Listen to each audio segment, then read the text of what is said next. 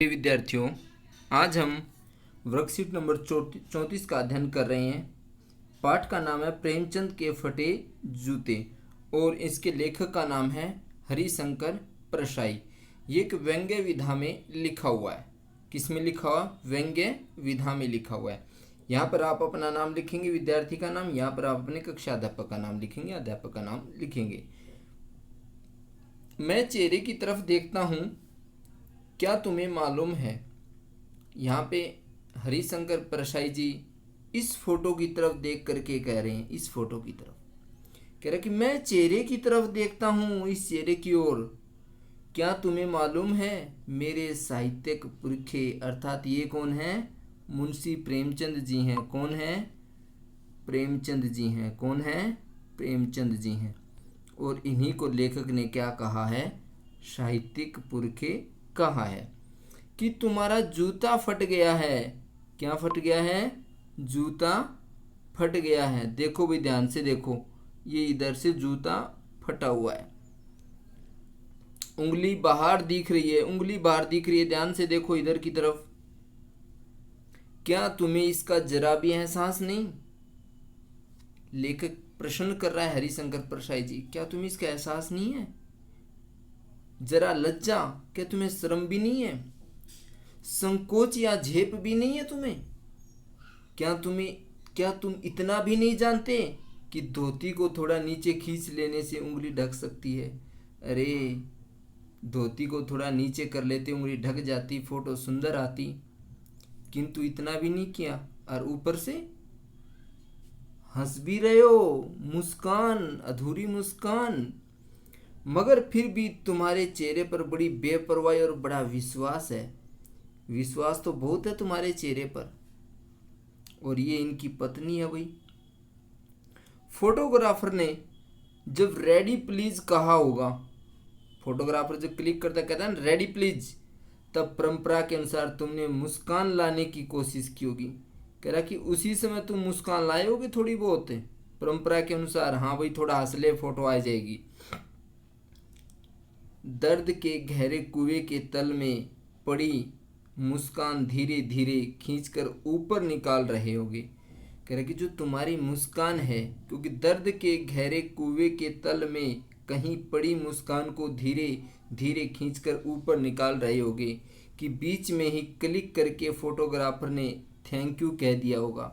विचित्र है यह अधूरी मुस्कान। यह मुस्कान नहीं, इसमें उपहास है, व्यंग्य है। यहाँ पर हरिशंकर परशाई जी हमें समझाने का प्रयास कर रहे हैं कि लेखक के चेहरे पर जो अधूरी मुस्कान है वो मुस्कान नहीं है, ये एक व्यंग्य है। ये हमें शिक्षा देना चाह रहे हैं इसके माध्यम से। प्रेमचंद के फटे जूते। लेखक अपनी मुस्कान के माध्यम से, प्रेमचंद जी अपनी मुस्कान के माध्यम से एक उपहास और व्यंग्यात्मक रूप से हमें समझाने का प्रयास कर रहे हैं। ये लेखक हमें बताना जा रहा है। अब हम प्रश्नों के बारे में जानते हैं। इस गद्यांश के जो प्रश्न बनते हैं। हमारा पहला प्रश्न है, साहित्यिक पुरखे किसे कहा गया है? अर्थात लेखक ने साहित्यिक पुरखे किसको कहा है? प्रेमचंद जी को कहा है। हिंदी साहित्य के महान उपन्यासकार माने जाते हैं मुंशी प्रेमचंद जी। आप अपने पुरखों के बारे में क्या जानते हैं? अर्थात आपके जो दादा हैं, परदादा हैं, जो आपके पूर्वज, दादा दादी परदादा, उनके बारे में आप क्या जानते हैं? आप उनके बारे में यहाँ पर लिखेंगे। उनकी विशेषताओं के बारे में लिखेंगे, उनकी जीवन शैली के बारे में लिखेंगे। तो यहाँ पे लेखक ने साहित्यिक पुरखे किसे कहा है? साहित्यिक पुरखे मुंशी प्रेमचंद को। पुरखे का अर्थ होता है पूर्वज। क्या होता है? पूर्वज। पुरखे का अर्थ क्या होता है? पूर्वज। और साहित्यिक अर्थात हिंदी साहित्य के जो हमारे पूर्वज रहे हैं उनको। तो साहित्यिक पुरखे विशेषण दिया है लेखक ने मुंशी प्रेमचंद जी को। पुरखे का अर्थ होता है पूर्वज। साहित्यिक अर्थात हिंदी साहित्य से संबंधित। लेखक को प्रेमचंद की मुस्कान में क्या दिखाई देता है? जो हरिशंकर परशाई जी इस पाठ के लेखक हैं, और उनको प्रेमचंद की मुस्कान में क्या दिखाई देता है? तो लेखक को प्रेमचंद की मुस्कान में एक उपहास और एक व्यंग्य दिखाई देता है। क्या दिखाई देता है? उपहास और व्यंग्य दिखाई देता है, जो हम पर हंस रहे हैं। लेखक के अनुसार प्रेमचंद ने फोटो क्यों खिंचवाया होगा? आप अपनी फोटो कब खिंचवाते हैं? देखो, अब आप प्रश्न नंबर 2 को समझ गए होंगे। लेखक को प्रेमचंद की मुस्कान में क्या दिखाई देता है? उपहास और व्यंग्य दिखाई देता है। लेखक के अनुसार प्रेमचंद ने फोटो क्यों खिंचवाया होगा? आप इस फोटो को देखिए एक बार। किसके साथ में बैठे हुए? अपनी बीवी के साथ में बैठे हुए। तो लेखक कहना चाह रहा है कि वो तो फोटो खिंचवाना चाहते ही नहीं थे, किंतु बीबी ने जिद कर ली होगी, इसलिए जो है मुंशी प्रेमचंद जी ने फोटो खिंचवा लिया होगा। क्योंकि ये हमेशा जो आम जनमानस है उसकी वेदना को समझते हैं, और उसी वेदना पर आधारित इन्होंने बहुत सी कहानी उपन्यास लिखे हैं, जिसमें आम जनमानस की समस्या को इन्होंने उकेरा है। तो लेखक के अनुसार प्रेमचंद जी ने फोटो इसलिए खिंचवाया होगा कि उनकी पत्नी ने आग्रह किया होगा, और इसलिए लेखक ने फोटो या मुंशी प्रेमचंद जी ने फोटो खिंचवाया होगा, ऐसा लेखक का मानना है। समझ गए होंगे। लेखक के अनुसार प्रेमचंद ने फोटो क्यों खिंचवाया होगा? कि पत्नी के आग्रह करने पर प्रेमचंद जी ने फोटो खिंचवाया होगा, ऐसा लेखक का मानना है। आप अपनी फोटो कब खिंचवाते हैं? भाई हम तो अपनी फ़ोटो विवाह शादी के अवसरों पर खिंचवाते हैं, या फिर जब हमने अच्छे कपड़े पहने हो तब खींचते हैं। और आजकल तो सेल्फी का ज़माना है भाई, सुबह उठो तो सेल्फी, सो तो सेल्फी, नहाओ तो सेल्फी। आज तो सारा दिन ही फ़ोटो खींचते रहते हैं। लेखक को ऐसा क्यों लगता है कि ऐसे फ़ोटो खिंचाते हुए प्रेमचंद को लज्जा, संकोच या झेप होना चाहिए था? लेखक को ऐसा इसलिए लगता है क्योंकि आज के जीवन में हम जब फ़ोटो खिंचवाते हैं ना, तब हम फोटो खिंचवाते हुए कह रहा कि आज जब हम फोटो खिंचवाते हैं तो हम जूते तक उधार मांग लेते हैं, लोग कोट पैंट तक उधार मांग लेते हैं। और लेखक ने यहाँ तक कह दिया कि जब बीबी ना हो तो लोग बीबी भी एक बार उधारी मांग लेते हैं कि भाई तेरे वाली से मुझे फोटो खींच लेने दे एक बार। तो कह रहा कि जब लोग आज इतना दिखावा करते हैं, और उस समय में जो हमारे साहित्यक पुरखे थे प्रेमचंद जी, उन्होंने फोटो खिंचवाते हुए बिल्कुल भी लज्जा, झेप या संकेच नहीं किया। उनको होना चाहिए था, किंतु वो एक हमें जनसाधारण को संदेश देना चाहते थे कि आप जैसे अंदर से हैं वैसे बाहर से दिखने का प्रयास कीजिए। किंतु आज विपरीत हो गया इसका।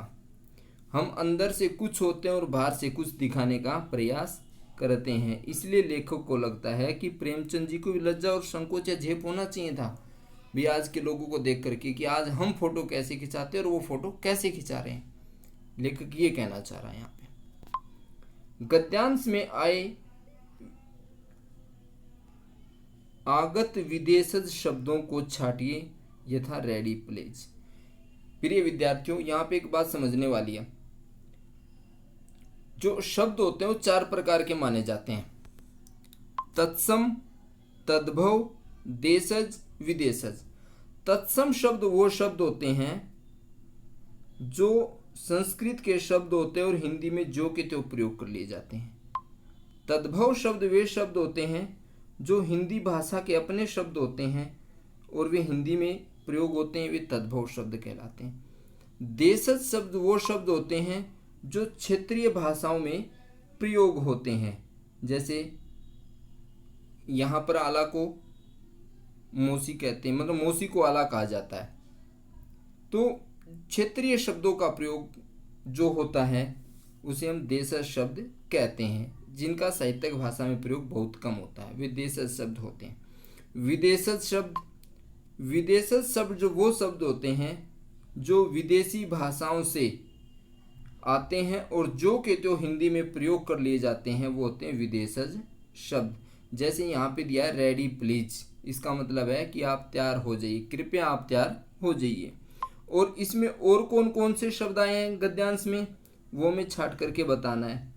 तो यहाँ पर आए हैं, एक रेडी प्लीज आया है, ये रहा। फिर ये कह रहा है कि मुस्कान लाने की कोशिश की होगी, धीरे धीरे निकाल। फिर बीच में क्लिक, ये भी इंग्लिश का वर्ड है। रेडी प्लीज है और थैंक यू है। ये क्या है? आगत शब्द हैं, विदेशज शब्द हैं, अर्थात ये आंग्ल भाषा के हैं, इंग्लिश के हैं, और जो के तो यहाँ पे लेखक ने हरिशंकर परसाई ने प्रयोग किए हैं, इसलिए हम इनको विदेशज शब्द कहते हैं। तो प्रिय विद्यार्थियों, आशा करता हूँ आप इस वर्कशीट को समझ गए होंगे, और आपको वर्कशीट अच्छी लगी हो तो आप चैनल को लाइक, सब्सक्राइब और शेयर ज़रूर करें, और अपने अन्य दोस्तों को भी शेयर कर दो मेरे लाडलो। जय हिंद, जय भारत।